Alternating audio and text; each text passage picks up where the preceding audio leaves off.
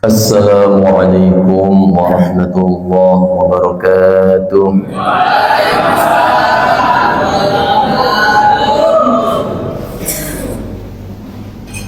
Alhamdulillahil qail wa nunazzilu minal qur'ani ma huwa shifaa'un wa rahmatun lil mu'minin wa la yaziduz zalimina illa khasara. Allahumma salli wa sallim wa barik ala sayyidina Muhammadin wa ala alihi wa ashabihi wa man tabi'ahum bi ihsanin ila yaumiddin, amma ba'du. Hadirin jamaah salat subuh Masjid Al-Jihad yang dimuliakan oleh Allah Subhanahu wa taala. Marilah dalam kesempatan yang penuh barakah ini kita bersyukur kehadirat Allah Subhanahu wa taala atas segala limpahan rahmat, taufik, hidayah serta inayahnya yang diberikan kepada kita semua sehingga bisa hadir dalam keadaan sehat walafiat. Amin Allahumma amin. Salawat ma'assalam mudah-mudahan tetap tercurahkan kepada junjungan Nabi Agung kita Nabiullah Muhammad sallallahu alaihi wasallam. Mudah-mudahan kita semuanya mendapatkan syafaat dari baginda Nabi dunia hingga akhirat. Amin Allahumma amin Allahumma amin. Alhamdulillah. Dalam kesempatan ini izinkanlah saya menyampaikan sebuah kitab, yaitu Durratun Nasihin. Kitab ini mempunyai arti mutiara para penasehat. Kitab tersebut ditulis oleh Syekh Utsman bin Hasan bin Ahmad Asy-Syakir. Beliau ulama besar, ulama yang masyhur di zamannya. Beliau ulama asal dari Turki dan beliau wafat pada tahun 1224 Hijriah. Di dalam bab fi fadilati qiraati suratil ikhlas ma'al basmalati, di dalam bab keistimewaan membaca surah al-ikhlas dengan basmalahnya.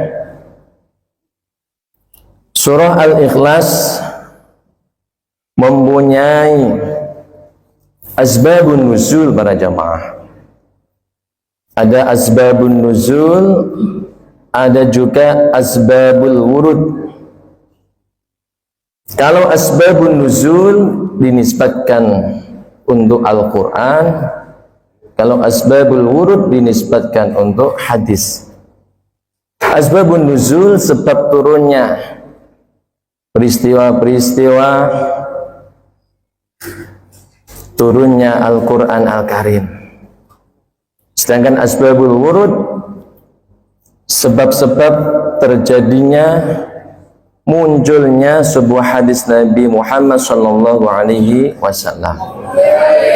Berbicara asbabun nuzul surah Al-Ikhlas, sebagaimana dikatakan kama qala Ubay bin Ka'ab wa Jabir bin Abdullah wa Abu Aliyah wal Ashbi wa Ikrimah radhiyallahu ta'ala anhum ajma'in, annahu ijtama'a kuffaru Makkah wa hum Amir bin Tufail wa Zaid bin Qais wa ghairuhuma wa qalu ya Muhammad sif lana rabbaka min ayyi syai'in huwa aw huwa min zahabin aw min fiddatin aw min hadidin aw min sahin aw min nuhasin fa inna alihatana min hadhihi al-ashya' faqala an-nabiy alaihi salatu wassalamu min tilqa'i nafsihi wa la yushabbihu syai'an fa anzalallahu ta'ala hadhihi surah. Surah Al-Ikhlas ini asbabun nuzulnya suatu ketika berkumpul orang-orang kafir Quraisy di kota Mekah. Annahu ijtama'a kafaru Makkah wa hum Amir, dialah Amir bin Tufail, Zaid bin Qais wa ghairuhuma, dan teman-teman yang lain. Wa qalu, bertanya, ya Muhammad, sif lana rabbaka min ayyi syai'in huwa, jelaskan kepada kami wahai Muhammad, Tuhanmu itu terbuat dari apa? Ahuwa min zahabin, apakah Tuhanmu itu terbuat dari emas? Au min fiddatin, apakah Tuhanmu itu terbuat dari perak? Au min hadidin, ataukah Tuhanmu itu terbuat dari besi?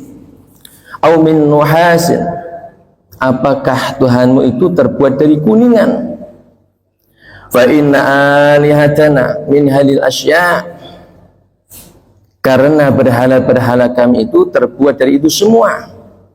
Jadi orang-orang kafir itu menyangka bahwasanya Tuhannya Nabi Muhammad SAW itu terbuat dari sebagaimana orang-orang kafir Mekah pada saat itu membuatnya terbuat dari apa? Ada emas, ada perak, dan lain sebagainya.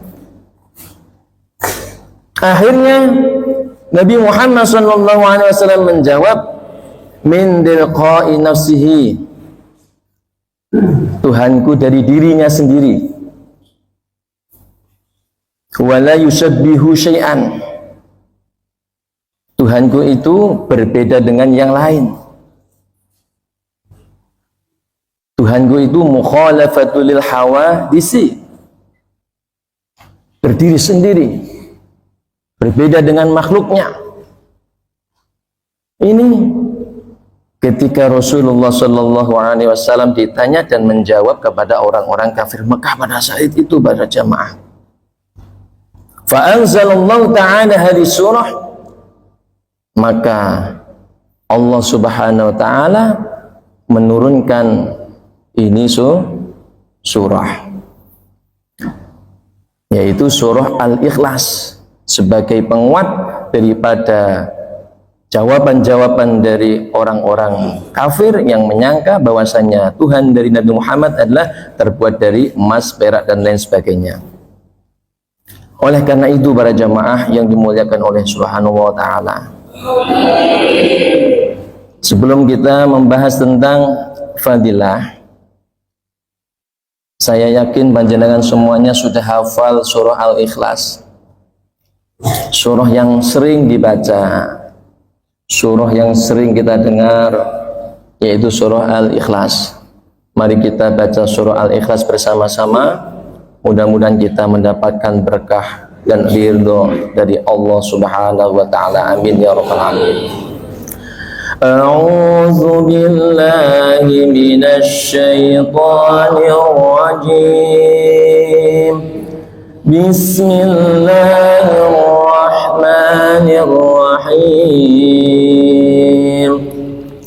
Qul huwallahu ahad, Allahus samad, lam yalid wa lam yulad wa lam yakul lahu kufuwan ahad.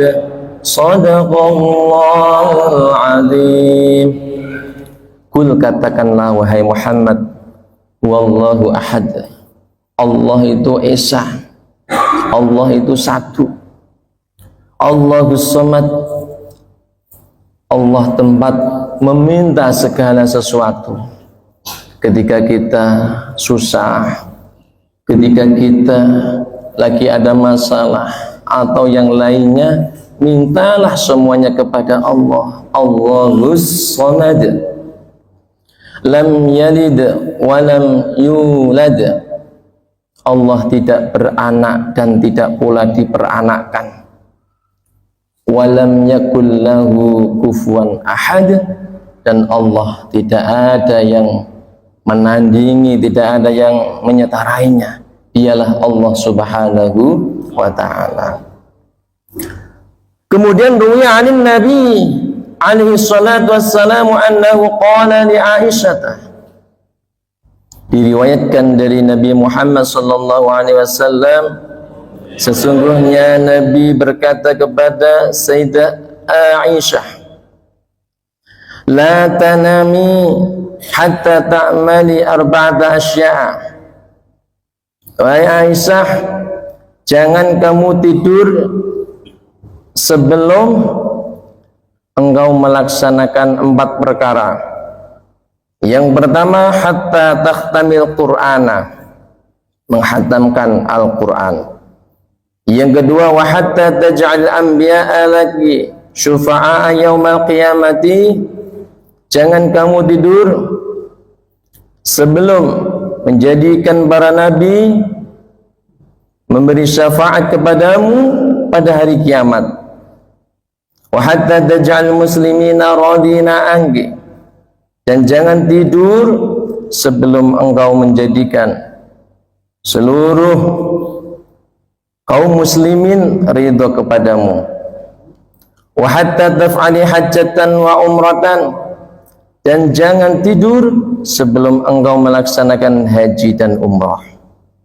Ini pesan daripada Nabi Muhammad kepada istri beliau, yaitu Sayyidah Aisyah.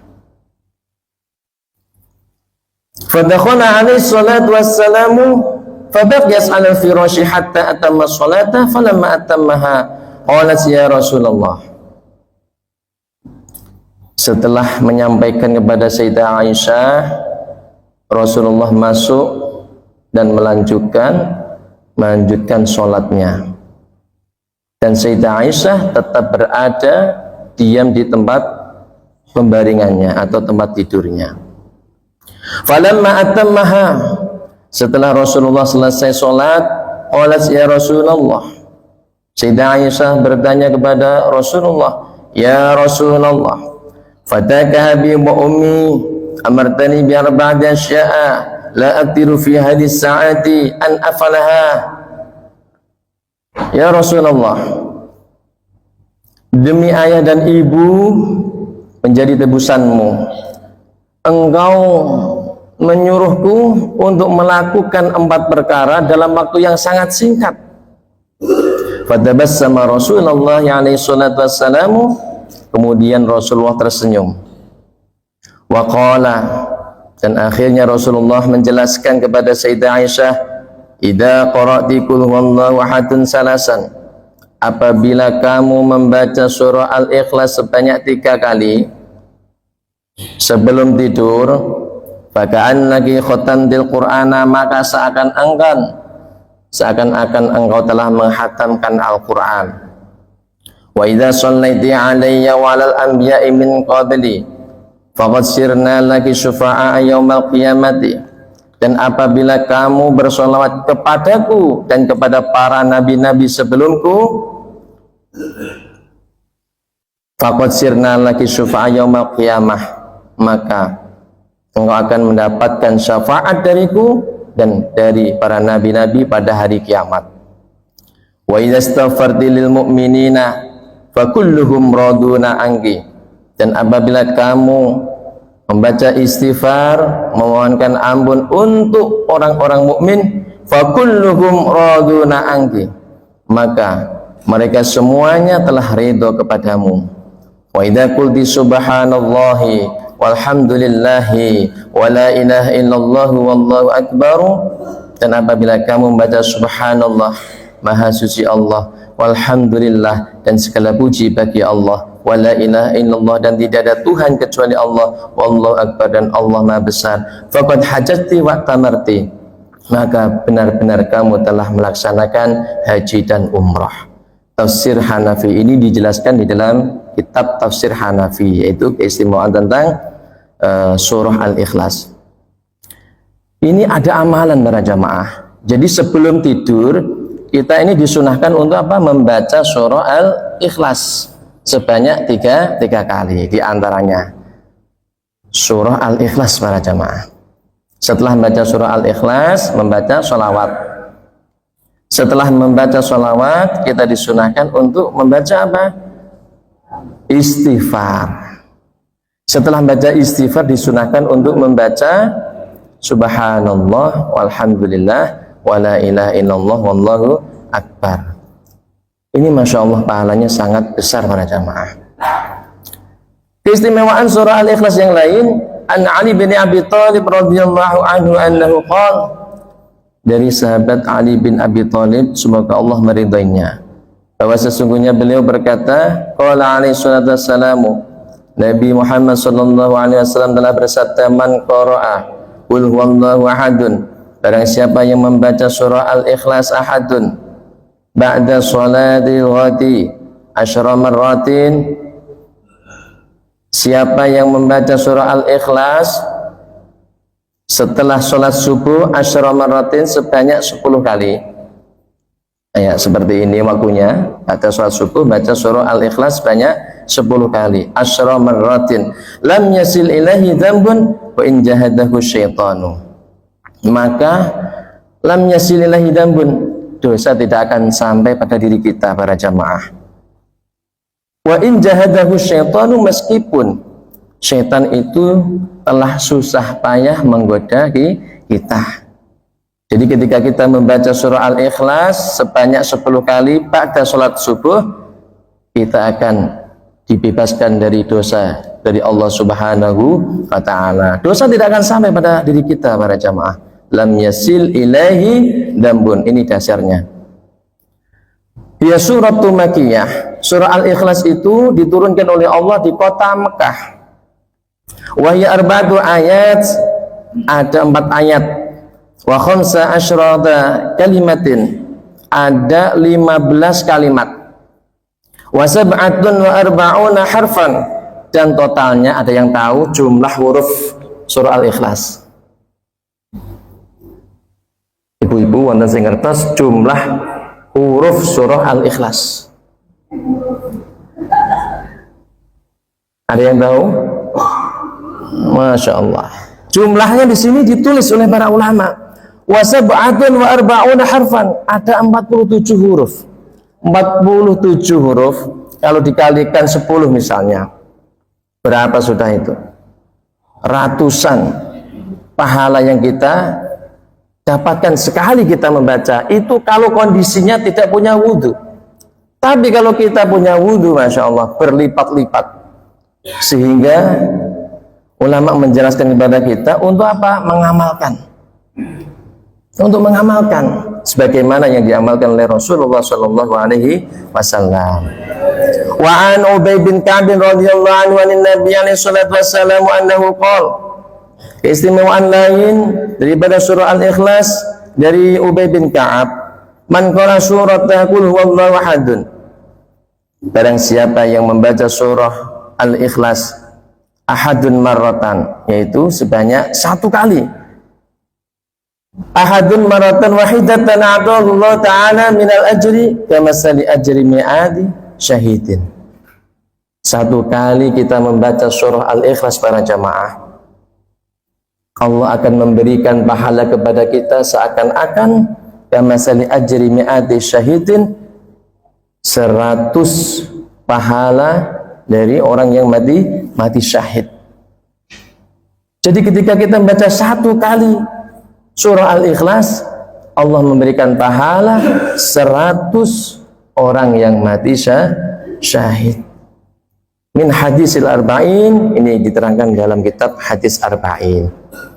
Inilah keistimewaan daripada surah Al-Ikhlas para jamaah. Mudah-mudahan kita bisa mengamalkan sebelum tidur maupun setelah tidur, dengan harapan kita menjadi orang-orang yang selamat, kita menjadi orang-orang yang beruntung, dan menjadi orang-orang yang sukses dunia akhirat. Amin Allahumma amin. Demikian para jamaah dalam kitab Duratun Nasihin, sedikit yang bisa saya sampaikan. Mudah-mudahan ada manfaatnya, dan mudah-mudahan kita selalu mendapatkan perlindungan dari Allah Subhanahu wa taala.